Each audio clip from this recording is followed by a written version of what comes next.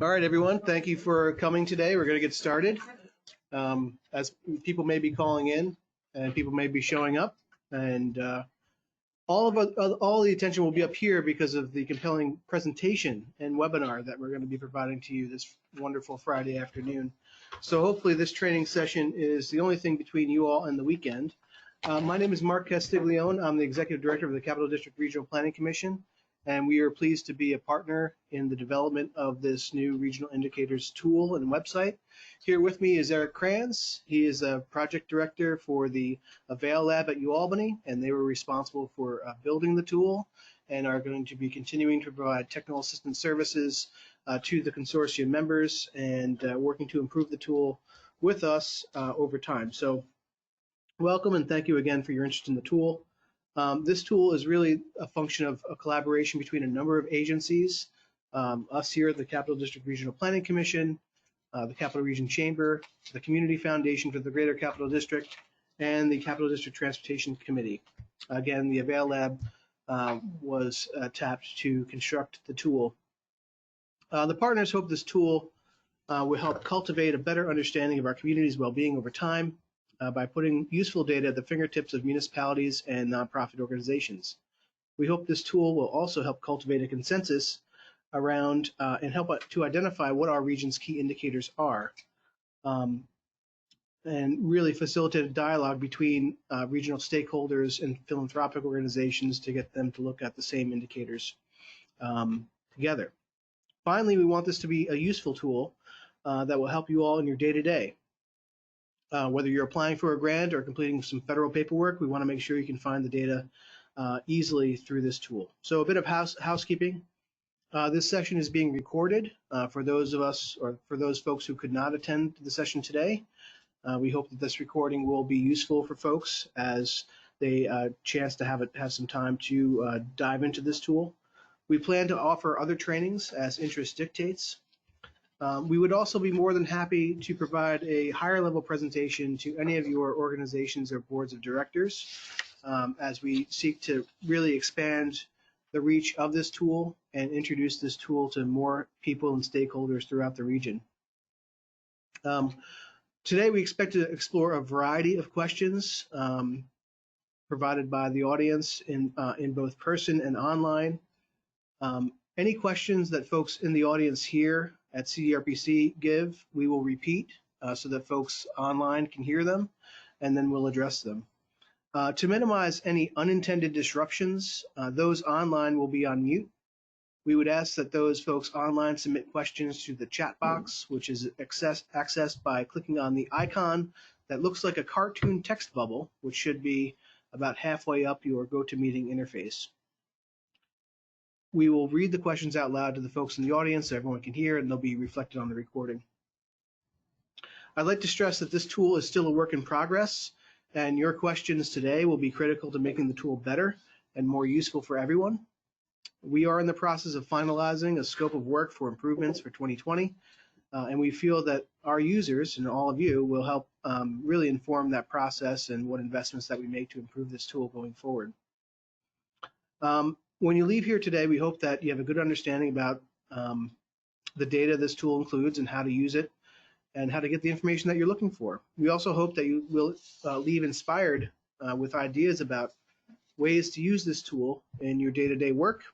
And finally, we hope you will continue to provide your ideas on how to make this tool better and more useful for yourself and for others in the region.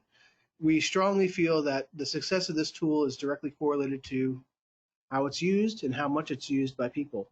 So, again, I want to stress that it's still a work in progress. Nothing is set in stone here, and this is the version 1.0. So as we go through the tool and as you see the demonstration, as ideas come about in your mind of things that you would like to see but that are not there, we would encourage you to share those ideas with us today. So today we'll start with a detailed overview of all the features and uses of the website. We'll review all the profile pages, the indicators, and all the data visualizations. We will show you how to compare data over time, compare data between geographies, how to download data tables, images, and embed codes, for future use by an analysis. We'll also explore the mapping interfaces and explore profiles down to the block group level. As a part of our presentation, and depending on the questions that we receive, this is not the only data resource on the internet. There are lots of data resources on the internet. So we may touch on some of those other data resources out there that really would complement the data that's provided here. One of the things to note in this version 1.0, it is exclusively focused on census data. There is a variety of other data out there that we know that people want to see in this tool or want to be connected with, and that is going to be the subject of future work and as we think about how to build and improve this tool.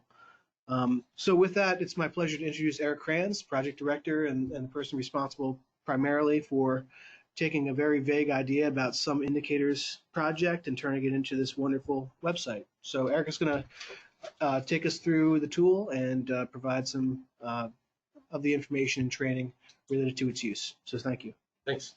So again, my name is Eric Kranz. I work at the University of Albany in the Geography and Planning Department under Catherine T. Lawson, who does the Masters of Regional Planning and supplies places like CDRPC or the DOT or a lot of the city planning departments with talent. So we have a laboratory there that deals with software production about data, and that's why we're part of this team. So what I'm going to do is just take you through the tool step by step, as slowly as humanly possible. It's always an inclination to rush through things, but I want to make sure that everybody is seeing what the various options are here. Sorry, let me just turn my phone on. The various options of how we can approach the data for the various intended uses that we might have. And then as we go through, keep in mind questions that you might like to ask in terms of both the usefulness of the tool, but also questions that you might have about asking the tool for information that would be useful in your daily work. So those are the types of questions that we hope to get to today. Is exactly how I might be able to show you the thing that you would need in your daily work. So there are at the top of the page, the main navigation, there are four different things you can click on. The first one being the About page, which is literally where we land, and there's some information there that we can look at, showing us about the partnership and some things about what's here. This is being updated right now. It'll show more about recommending that you use, for instance, Google Chrome or Firefox as the web browsers if possible. Those are just more modern and capable of handling the software. And then additionally, it's not currently optimized for smartphones, so it will not show up properly in some cases, and we're working on optimizing. It's part of what's happening right now. So that's the About section. Then we have two regional views. You have the Capital Region and the Greater Capital Region.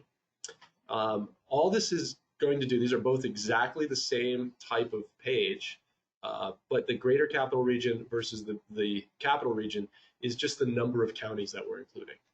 So the number of counties in the Capital Region is 4. It's Albany, Rensselaer, Saratoga, and Schenectady.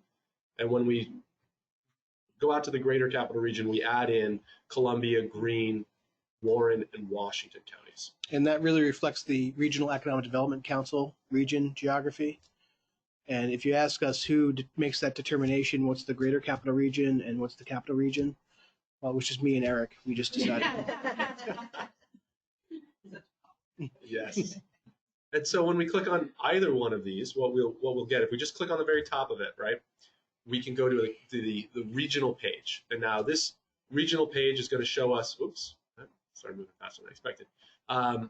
Just an overview showing us population, median age, average median household income, and poverty rate. There's a nifty visualization in the background. It's a 3D visualization showing us where where population is at its highest in the region. And as we scroll down the page, what we'll see is the makeup of the page is that there's always some what we call hero stats on the left. Those hero stats are like the general like overview type statistics. They're a single number or a single percent or a dollar value. And we are providing a growth or decline metric as well, which is, as you can see, the regional population is showing a 0.99% growth, so less than 1% growth, but the population is growing in the capital region.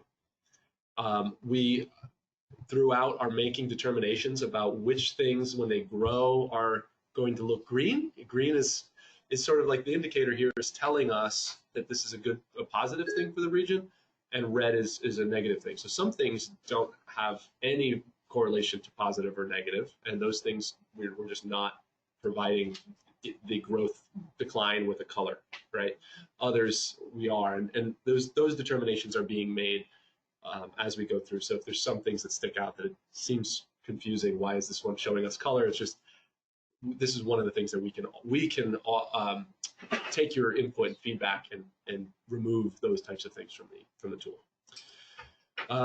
Additionally, on the right, you'll see visualizations, right? And the visualizations we'll go through, and we'll be able to see a couple of different looks at how we can look at the data.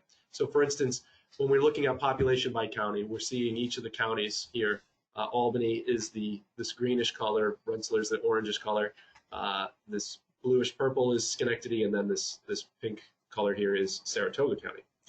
And we can look at, we have a way of breaking those out into various variables. So in the median household income, we were asked by one of our power users to break that out by these four race ethnicity type breakouts, right? And so this is a second way that we can show the data, right? So we're looking at white, Black, or African American, Asian, or Hispanic, or Latino. And again, these terms are all coming from the US Census. So the terminology as well, we do have the ability to change if anyone feels like that makes sense to do. Right now, we feel like it's best to link it to how the US Census talks about it, because that allows you to see what those variables are if you wanted to go back offline and look at it. And a lot of people use these types of variables in their work. So we're currently going one-to-one US Census to the tool. Sorry, the scroll pad is faster than I'm expecting. So at the top of the page, we're seeing sort of these overview type statistics. Just want to also clue in that we can jump to any section of the tool by using this secondary navigation. So this is broken out. We worked for a while and when we were figuring out which indicators to include, we started with what we call buckets, and we asked people what were the most important buckets, ideas, general like aggregating, organizing principles. And these are the ones that we came up with, which was economy, social welfare, health, education, housing, and transportation. And this navigation will stick at the top of the bar up here as we go up, and it's always available for us to just jump to that section of the tool. So, and I'll just jump there right now. So the economy section is there's a number of things to take note of here, which is that this, for instance, like percent of labor force unemployed is a proxy that we're using from the census. It is not the one you hear about in the news all the time about the unemployment rate. So we are making sure that you're aware that this is not the unemployment rate that you hear about, monthly or however often those numbers come out. This is a proxy that we can use the census data to approximate, but it won't be the exact one you hear about. And that'll come up a couple other times throughout the process here. Can I ask a question now, or do you want us to wait? Should we? We can ask questions now as we go. Yes, question. If I may ask in reference to the unemployment Mm-hmm. scale that you have there, I'm thinking about the people who no longer are counted, at least in the official data collection, because they are no longer looking for work, but they are still of employable age. Are those people figured into this? This is a great question. So the question essentially is, does the figure capture those that are no longer participating Right. in the pool of potential workers, Yes. right? So what we have here on the screen is percent of labor force unemployed, okay? And then on the visualization, we have that by county, percent of labor force unemployed. We have provided you the secondary piece of information just below it to answer this question because we anticipated this.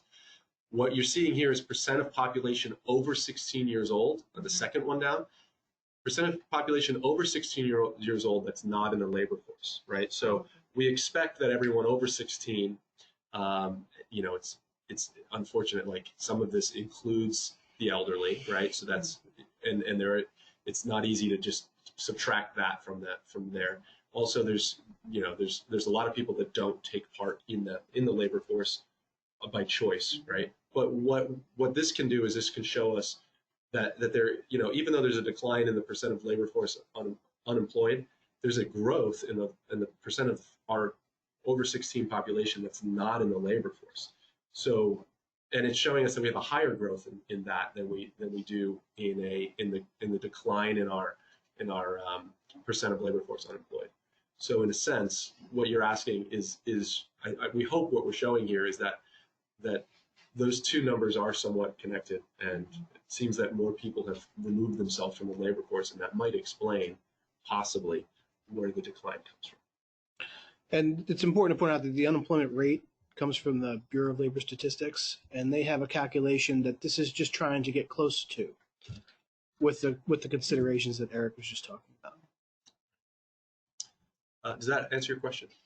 That one, yes, thank Yeah. you. So the next thing, I'm not going to go through every single visualization because we could be here for quite a while. What I'm going to show you next is some of the ways that we can use the tool. So as we scroll through, we will get a lot of this type of information for each of these areas. But one of the more interesting things that we can do is we can start to compare geographies. So or we can compare different years. Why don't we start there? So the tool starts with the latest ACS year that we have, the 2018 year data. So the 2019 will probably come in sometime towards September, I would guess, of 2020. So right now 2018 will be the latest for quite a while. And we're comparing to the 5 years previous. And the reason for that is that when we're comparing census data, these 5 year running averages, every new year of data is a 5 year running average. So 2018 to 2013 has no overlapping data in it. Whereas 2018 to 2016, we can compare those 2 years, but there will be some overlapping data. So we set the tool to be a 5 year comparison, but we can change our comparison at any point. So we can say, oh, let's look at 2018 versus 2010, which is in some ways closer to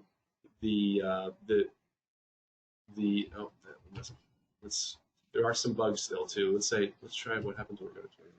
There we go. So another thing to note here is that we can see clearly that the labor force unemployed has declined a lot since 2011, right? Which would be expected after the 2008 stock market crash and the accompanying decline in GDP growth and et cetera. So we can change these comparison years to look at much wider swaths of time and pick our year comparisons. Yes. Can I do that too? Or this is what you've set the parameters, or can I insert 2011 instead of 2015? Yes. So the question is whether or not the user has the ability to control these. This piece of tool over here on the left, the data organizer sort of thing. I don't know what we call it, but this feature here is available to the user. So the user can select a compare year. They can also select the current year. So now we're comparing 2011 to 2013. And we can flip them around even though it's not advisable, but you can start with 2012 and compare it to 2018 if that's the way you want to do it. So that's one piece that we can use. Additionally, I want to hop over to the the greater capital region page and show you that how this is the same organization, exact same organization as the capital region page. We've just added in a number of these other 4 counties here across here. So we're seeing Greene, Columbia, Washington, and Warren counties showing up in all the graphs. So that's just showing you that they are the same page, parallel to each other, just with other visualizations. So, I mean, something that I think in that transition that is also important, that it keeps you in the same space in the page. So if you wanted to explore, you had an idea, well, what does this look like in Colony? You could click Colony and it would keep you in the exact same place. So so you don't have to find where you were, in the tool, which is a helpful feature. Question. Are all municipalities listed? Let's say in Albany County, you have because I look for specific smaller municipalities, and I need to know sometimes the median income. Yes. For a small municipality. Yes. So great question. The question was, are all of the municipalities, large and small, listed? And we are currently listing all of the municipalities and villages. So includes sub-municipal entities like Altamont Village or Colony Village and Colony Town, etc. Additionally, we can go below that level, and I'll show you that as well. We can go to the census tract and the block group. So those are available. I do also want to say that not all of the data that's available throughout this tool is available at that geography level. So you'll click on when we get to the block group and census tract stuff, you'll see that some data won't appear in these visualizations. But just to add on to that, I need the median income, let's say, of a small town, because the eligibility for certain grants, you need to be below the eligibility for median income. Is there a spot where maybe it's something we'd like to add, where you can take the median income level of a particular grant, let's say, so that way if I go on, I can see, yes, I meet that eligibility mark. okay. So does that make sense? Yeah, like a threshold somehow. Yes, like to know the threshold of New York State threshold for grants. So this question is in the context of applying for a grant. Yeah. So the question was, would the tool have an ability to set a threshold above which or below which we'd be able to see whether or not something would be under that threshold or above the threshold? So the example is median household income. Could you set a threshold and then return a percentage that's under or over that threshold? So right now the tool does not include that, but it does have things to demonstrate clearly where the median household income is, and then there are other things in the tool that show you the disbursement of income across either races or what have you. Yes, sir. Just to build on what the young lady was saying, filters. I think it's really again. Right. And can you elaborate a little bit more? You know, filter that range for annual income. We'll be able to filter for range of population. We'll be able to filter for, zip codes. We'll be able to filter, you know what I'm saying? Mm-hmm. So the question was the ability to filter data. So right now we have very preliminary filters based on, year and geography and things. But the question is about taking it to the next level and being able to filter by other characteristics like please return the population, the number of people in this municipality that earn less than $25,000 a year, for example. So that has not been built into the tool yet, but that's certainly something that if our users want to have, that we can explore adding into it. It's something that we've heard a couple times already in the process. And, we're trying with the tool to find a balance between ease of use and usefulness. So the more things that we include in here, the more features, then the more training folks need to know how to, understand how to use it. So it's kind of so we're trying to find the balance. So adding the filtering tools may not be that big of a deal, and we can certainly look at that. So before we take more questions, I want to just give Eric an opportunity to show you some of the things, to perhaps answer some of the questions that you may have, and then we can open it up to some more questions in a little bit.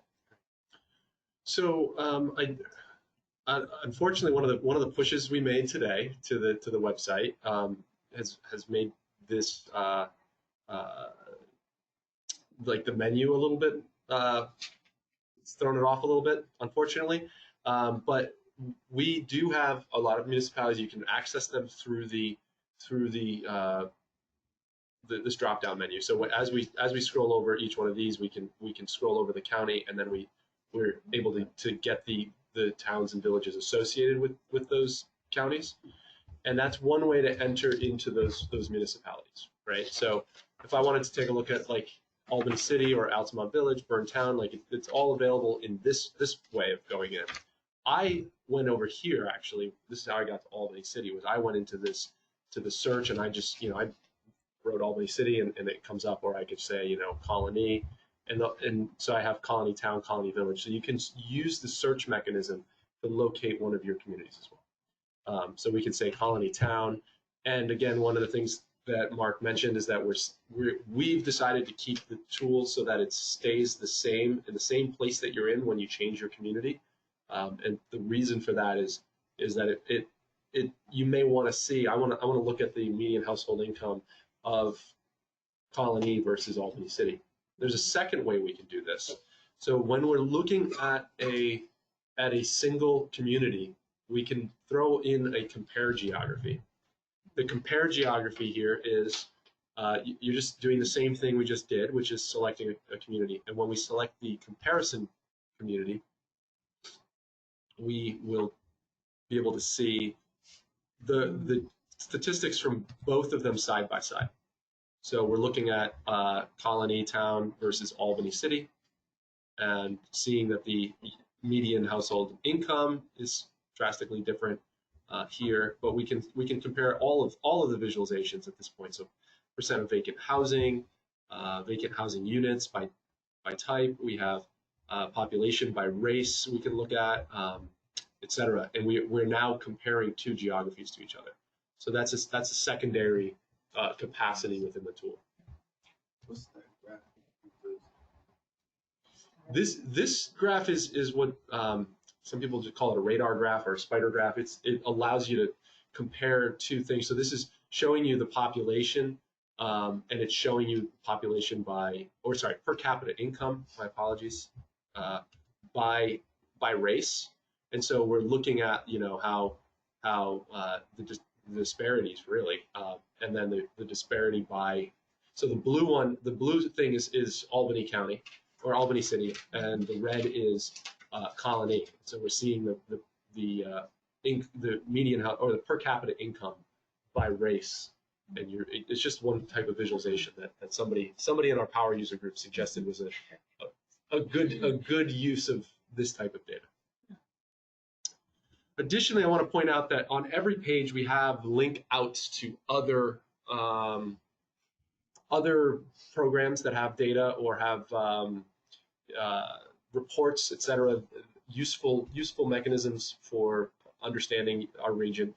So, for instance, right here we see the ALICE report from the United Way, which I'm sure many of you are aware of. We have a direct link out, and it brings you right to the page where you can access that report. We tell you a little bit about it as well. So we're continuing to populate these throughout the tool, and we're also intending to put a page that has just all of the relevant resources as a single entity on this tool, so that you can go there simply to just see them all in a list and figure out by type which ones are important to you. And some of these additional resources, we're looking closely at ways to bring in some of the data into this tool. So whether it's health data or education data, that'll be part of our work with this tool in year 2, to figure out how to bring that data into the tool. Great. So I'm going to now show you this other portion of the site as well, the mapping section of the site. This is another place where we do have some work that we are planning to do in 2020 here, as there is some interest in things like filtering in the mapping tool that we currently don't have. Like the threshold idea actually does present itself as an opportunity here, where you can say, show me only the communities that are above this threshold, and you would be able to print a map that shows you that. So those types of things we've talked about and make a lot of sense. For the mapping tool, what we can do is we can select the level of the visualization. So right now it's set to municipality, but you can come in here and you can change it to block groups if you wanted to, or census tracts. The same issue applies here. Some of the visualizations, when you select the visualization, you select block group, it actually won't load, and that's just because that census variable is not available at the block group. So just be aware of that. But as we view the block group here, we can obviously zoom to see our community. So we'll zoom in here to Albany and Colony, which is where we are. And in order to see the base map below it, we can turn down the opacity to see, just to give ourselves some context. So that's a piece that you can use, right? So up and down, we can also select these for viewing in the profile tool as well. So this is the only place where we have provided access to getting into a census tract or a block group. So you come to the map. It's really kind of a difficult problem to try to figure out how to include that like in a search menu, because most of us don't know the number of a block group or the number of a census tract. So and we figured that this was the best way to get into that accessing. Once you've selected, let's say, a block group or a census tract, so you click on it, you can view profile. I'll open this up on a new page.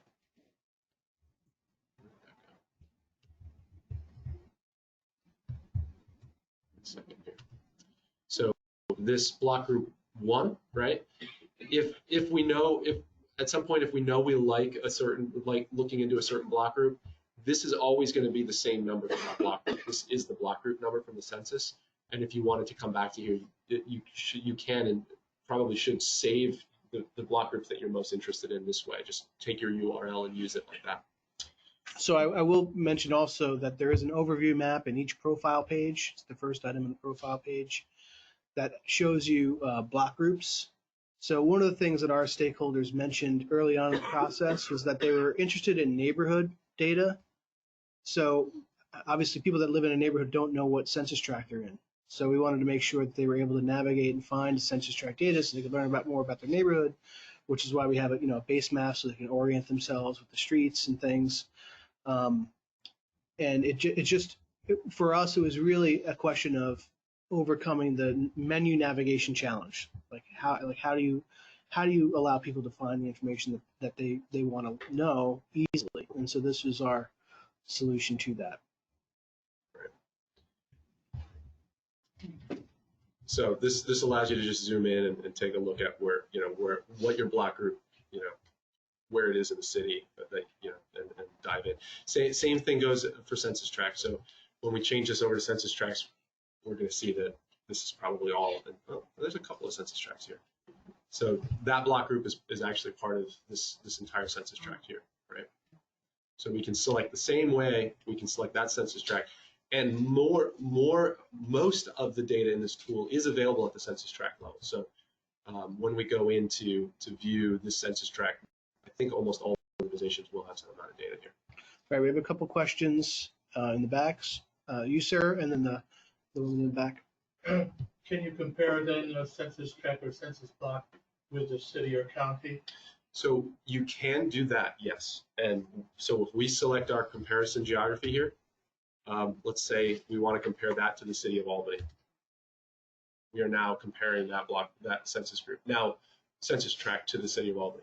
The one thing that we cannot do yet, that because we didn't come up with a way of searching for census tracts, we can't compare census tract to census tract in the tool yet, but it's something that we're talking about doing in 2020 because it makes a lot of sense. But as Eric did mention, all of those links that you generate for the profile pages of a census tract or block group are fixed. So if you wanted to pull in multiple information about multiple census tracts or block groups. We've done it here to fulfill data requests. We just copy those links and have all that data in the same space, and we're able to, generate the appropriate visualizations, comparison tables, and things like that.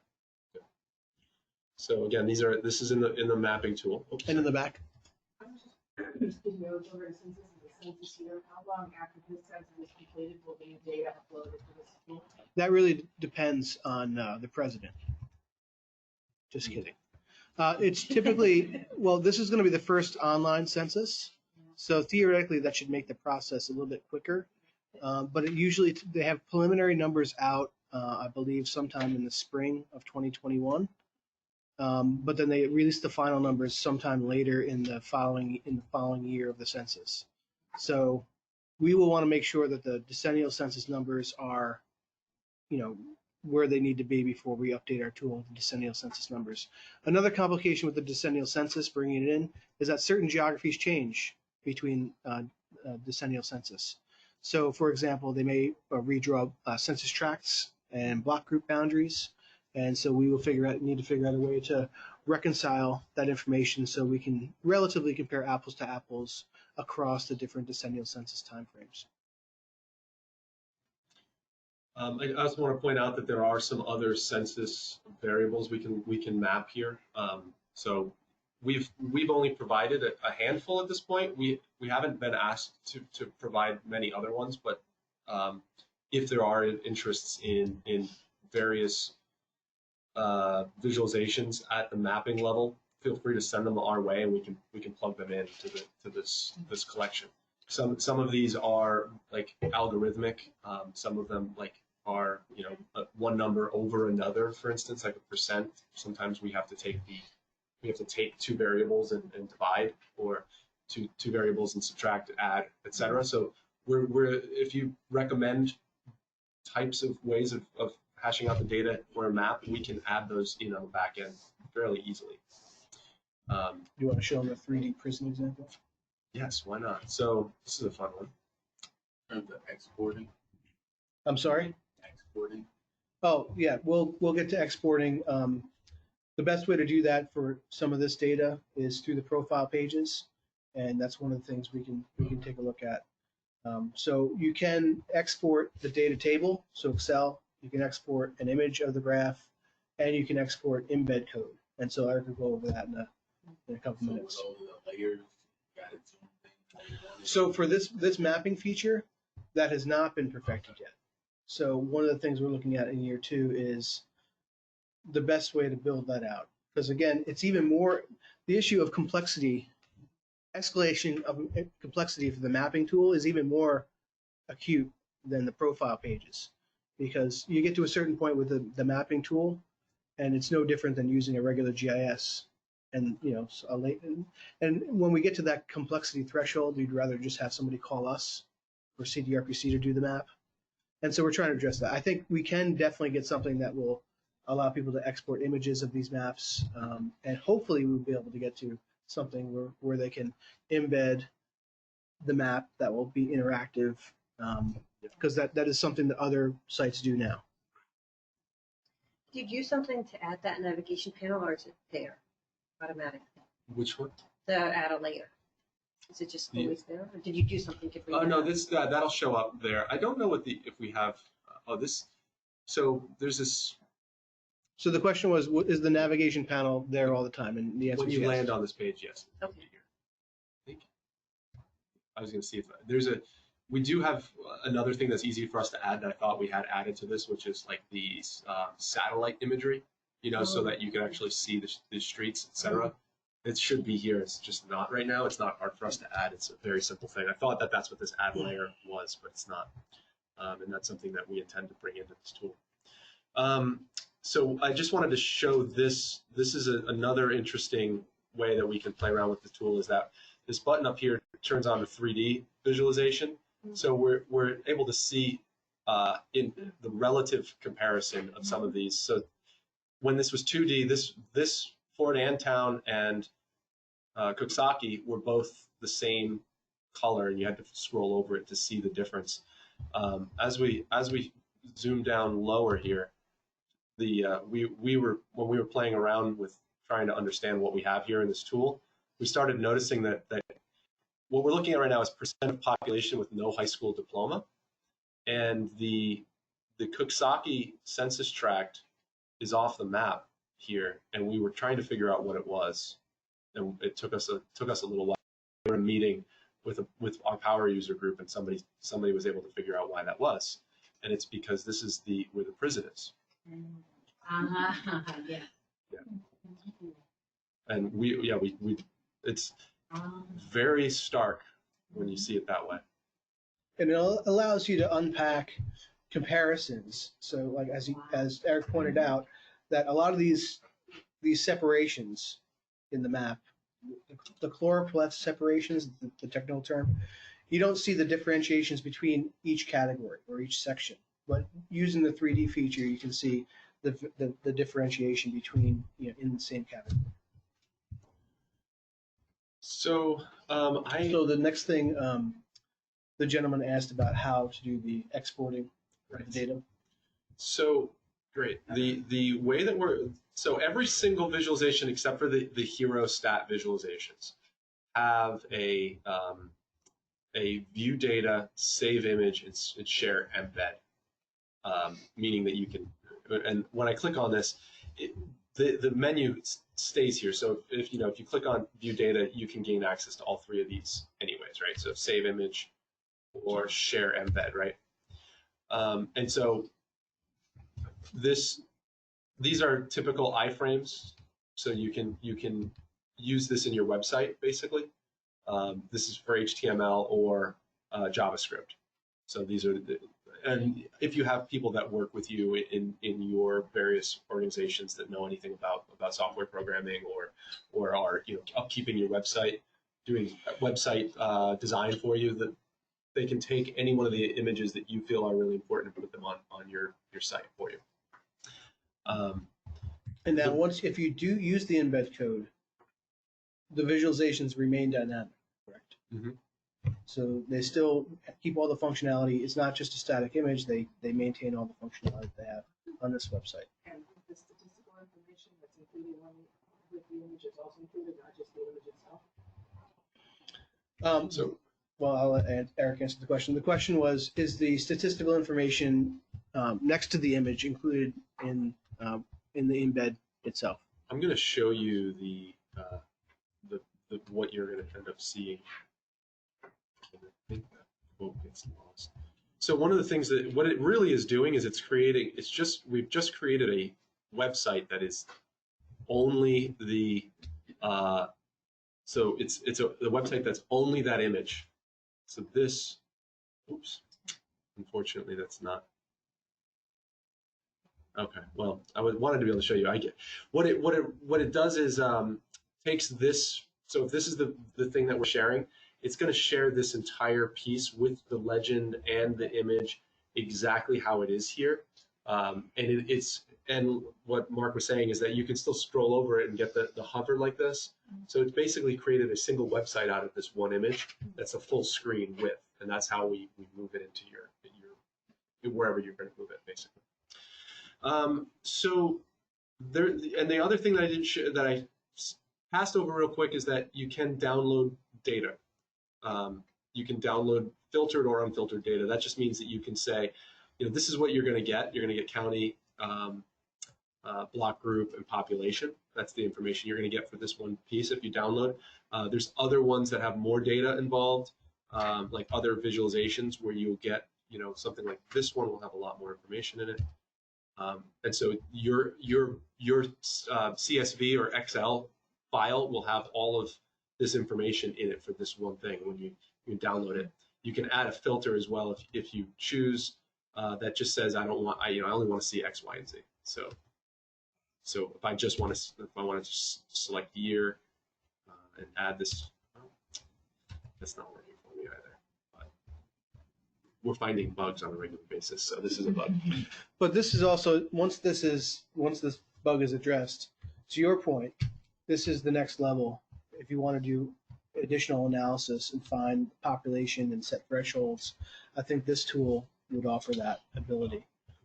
Right. And so if I say, let's see here, year, or, well, anyways, I'm not going to play around too much with that. Basically, I think what you're going to want to do this for is if you want the data behind that visualization, just click download unfiltered data. It'll download the whole thing for you as a spreadsheet, right? We have been asked, and one of the plans that we have for 2020 is to do something on the entire page, so that what you're getting is all of the data that's in this page. It's like somewhere along the way putting some kind of like maybe button over here in the data controls saying download all data for the page, so that it would show you every single one of them. Right now, if you wanted to download data, you have to go visualization by visualization. So there has been a request a couple times for people to say, I'd like this entire page for the community. I'd like all of the data behind it. How do I do that? And so that's something that we're talking about adding as well. Right. So if you're doing a report, you can also download an image of any one of the visualizations. And that image can be downloaded as a JPEG or a PNG if you want to just mount, use the image on a website or something. So if you're doing grant applications or other things, it makes it, you won't have to go into Excel and try to figure out how to remember to create a bar graph versus a pie chart. It'll already be done for you. Question? In the report, you have a column that says GeoID, and there may be other column headings like that. What does that mean to us? Right. Well, that's a great point. What we'll do is we will jump in and fix some of that. That's a matter of that's what it looks like in the data, and we never mapped it to another term. So the term GeoID or COSUB or block group, these are census type pieces of information that we can try to map to more lay terms about what they mean, and that's something that we'll be doing. So adding better titles. One thing that you can see in the tables, if you go to another visualization, is the code, the API code. Like if you need additional metadata, this kind of gets into the weeds of where this data comes from. But if you need a citation of a question, does this include, the average? What is it showing? You can use the information in these tables to literally Google the API number that will give you the rest of the information that's underlying the data. Or you can just email us and we can find the information out for you. So either one. Figure it out by the number and just email us about it. Right. So you have your census key, right? So the census key is going to tell you exactly. So the census label is the under age 5 male. The key for that is this number here. Each one of these is a different number, and so each one of those has a value. And so, anyways, it's all provided for you, and we can help you if there's any need. CDRPC is here to sort of guide people through what you can do with all this. The one thing that we are working on for next year with some of these visualizations is ensuring that the appropriate, if it's a bar graph, that it has a key, and if it's like this population pyramid, that the data source is referenced. So right now the default on the entire website is 5-year ACS data 2018 is the default. But if you download an image and embed it into your report or whatever, you're always going to want to reference what the data is. So right now you find that information on the home page, but in the future we hope to have that as something that is a rider to all the visualizations just to make it easy for folks to reference that citation. Also note that the pages that are city, municipality, and block group, census group profiles have a lot more visualizations than the county to county comparisons do. So that's just something to be aware of. You can look at a single county on the municipality, block group, census group profile report. So I can look at Albany County in the same way. So Albany County will show up as an option as well here for this type of thing. But that regional county to county comparison that we started with, that has less visualizations than this page does. So it's another thing to know. So I think that covers all of the ways that we can go in and out of this tool. And I wonder if there are any other questions that are specific to what the tool can do. Feel free to offer them. It might make sense though to see if there's anyone out there that has a specific question about some variable, demographic variable, that some demographic question that you have that plays out in your work life, and might be interested in seeing if the tool can answer the question for you. And we also have to open up the chat box. So one of the things that we recently had to provide for a technical assistance request was answering information about populations over 65 in the region. And so we were able to use this tool to answer that question. There are service providers that are looking at populations over 65.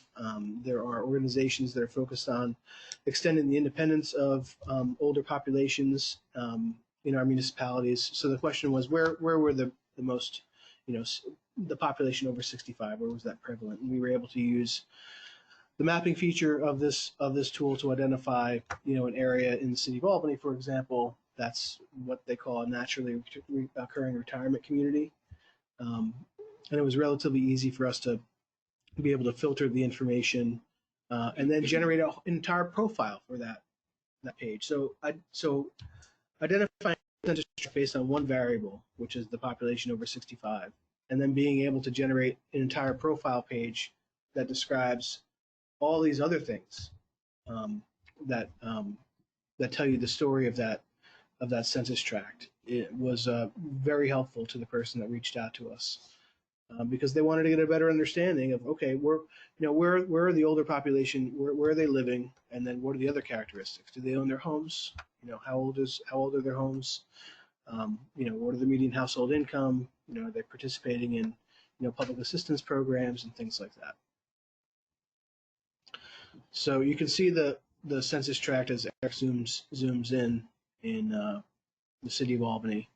And this is the area off of Whitehall Road and New Scotland that it has a lot of folks that are 65 years old and older that are homeowners, right? And so that's the population that was asked about, that we were able to pull that together.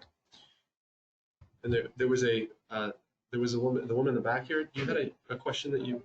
I was wondering if you would be able to, if it was possible, to filter people between the ages of 18 and 65 who are either homeless and or uninsured without public assistance. Without public assistance. And those types of, with those types of demographics, would you be able to extrapolate that from the data that you have? So the question, and I'm going to try to repeat that best I can, and I might get it wrong, but the question is, can we, with, let's say, this mapping tool right now, filter for population age 16 to 65 or 18 to 65 that, can you say the next piece? Homeless. That are homeless? Without public assistance. Uninsured.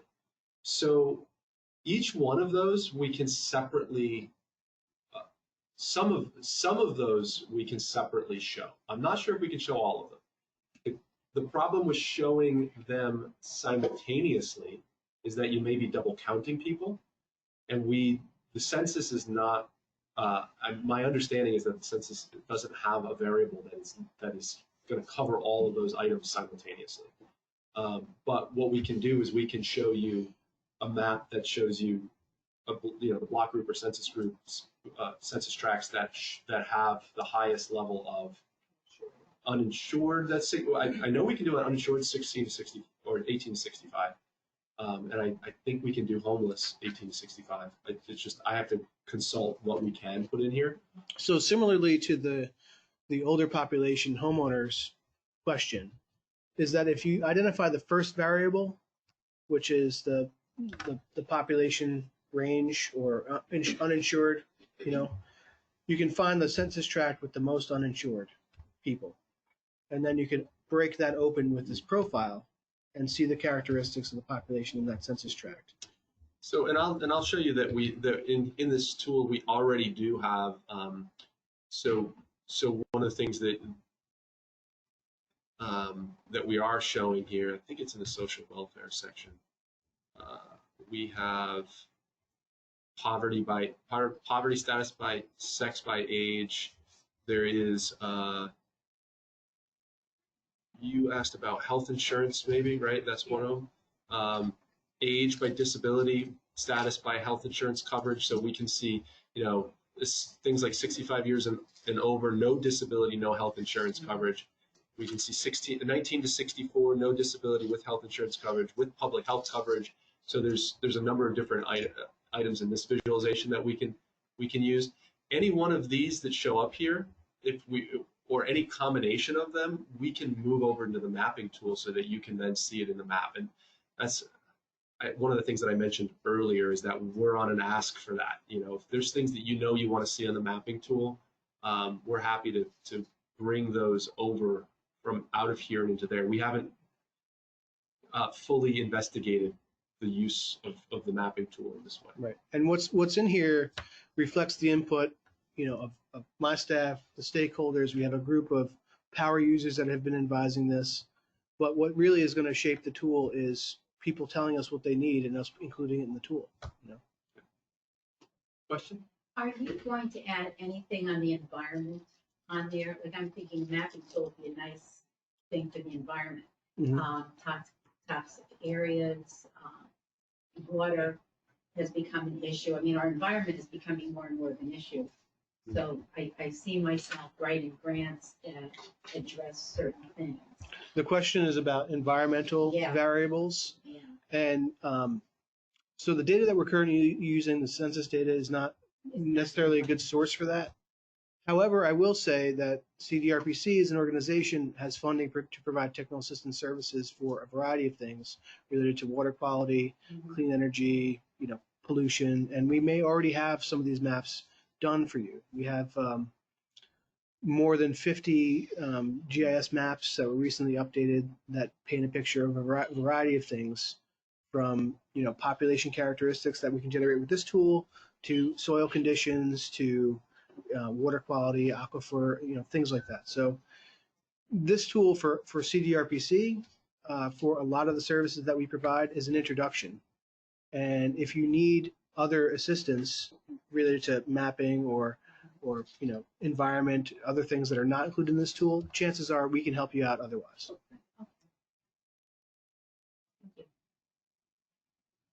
Do we have anybody on the chat with a question? Not yet. Not yet. Sir? Curious about industries by census block. Right. That's great. We can do that. And the one question that would come up is, the list could get long, right? Because let me see if I can show you the list that we have available to us. This one might be one where we want to cherry pick a couple. Right. The list, right? The list here is what's available to us. So, and it's industry by median earnings as well. So, if there's any certain ones that we know are of interest to us across the region, like we have heard that there's a couple of proxies for things like tech. Like there's some people that will say that there's census proxies for tech industry, for instance, which include things like information, which is one of them, and then there's like science or something along the lines in here. And so the what you would do is add those together, and then you could potentially see where your high tech areas are. So We're also going to vacancies in those industries. So like job opportunities. Right. We don't have in the tool right now. We don't have the like that kind of information. That's one that you might have to reach out to the CEG folks about. Well, and there's also another tool that we use often. It's called the Cluster Mapping Project, and that actually has really robust visualizations about characteristics of counties and regions.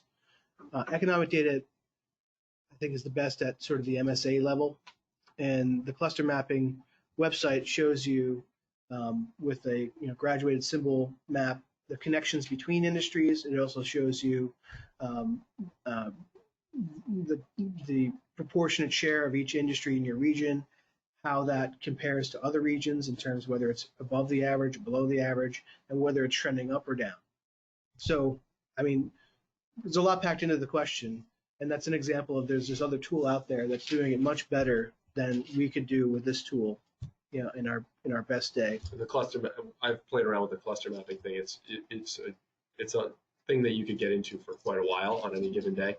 And I'm sure that the CDRPC probably could guide on how to use it, or Right. we could as well. We've used it before. It's a lot of money that's gone into making that tool, and it's really, really well done. If we were trying to put it into this tool, we'd get sucked into that for quite a while. And then there's another tool, and I'll just pop open the website real quick. It's Census Business Builder, and so this incorporates a lot of other information about the region. You can explore where in the Village of Colony here. We could take a look at if you're opening a business, a variety of variables in this How did tool. you get to that site? So if you Google Census Business Builder, Okay. you can bring up the tool. It's got things like socioeconomic characteristics. And so a number of these things are in our tool. Some of them are not. But, again, this is just an example of another tool that's available for you. Again, we know about these tools. If you don't see it in our indicators website, just give us a call. More than likely, we'll be able to find the information that you need using one of these tools, or we can direct you to the tool that we know about that has the information that you're looking for. And we do intend to put all of these as links within there, so that with the description, so that you can just come to the indicator site and see where else you could jump onto. So, and it's just not in here yet. There's a lot. We every time we give a presentation, we're given more ideas about what we can include. Yes, sir. Possible with this tool to put in individual addresses, say for the people you serve, that they're in this community, and that you can identify where they are, and then underlay that to the other characteristics of that area. Like see how much your neighbors are making. I would like that. Actually, I need that too. I mean, it kind of goes with that. When I have a water district, and I was told I can't apply for grants because the town makes more money. The median income is over there for the water district, only has like Right. 69 people in it, and they are not. That's where. So Westerlo, if I recall, has either one or two census tracts. So if you're talking about a municipality with a lot of census tracts, a lot of population, you probably could parse that and collect all the different block groups together and get a more reasonable median household income that might be under the threshold. For a community like Westerlo, however, with only one census tract or two census tracts, it's the statistics for the census tract, if it's the same size as the town, is the same as the town. So that's why it's a bit difficult. And just to one of the things that is census tracts in general, block groups in general, are all roughly made to be around the same population so that they're comparable, right? So then when you go to the larger land areas where there's less people living there, the census tract takes up more space, so that it can include make the population comparable to it. So like city blocks just have more people in them, so they have smaller groups. Well, that's an example of a question. If you have a specific question, you want to do some sort of analysis, surrounding this particular address, how many people are there? We have CDRPC has tools that are able to figure that out. Any other questions or thoughts or? Well, any typed questions or notes online? I'm sure the people online have already gone to happy hour and they're just, have their phones open. Great. Well, this is great. And again, I think the success of the tool is going to be a function of its use. And again, we have not been able to anticipate all the needs that are out there. We've heard a couple, great pieces of information. Again, requests for filtering, which we can definitely build into the tool. And some of the other input we received today from you all, we really appreciate. It's an ongoing conversation. If you start using the tool and you dive into it and you notice something that you need is not there, send us an email. The email that's listed on the website, indicators at cdrpc.org, goes directly to me, somewhat to my chagrin, but I'm happy to answer any questions about that. And certainly we do appreciate your input as you work through the tool. We are, again, I'll just remind you, open to giving presentations to your boards of directors or organizations that you work with about the tool. And from CDRPC's perspective, this is an introduction to the kind of services that we provide. If you don't find something here that you need, if you need a higher level of analysis, or you need some guidance to find the information that you need, please feel free to reach out to us. That's what we do. Thanks, everyone. Thank you. Thank you. Thank you very much.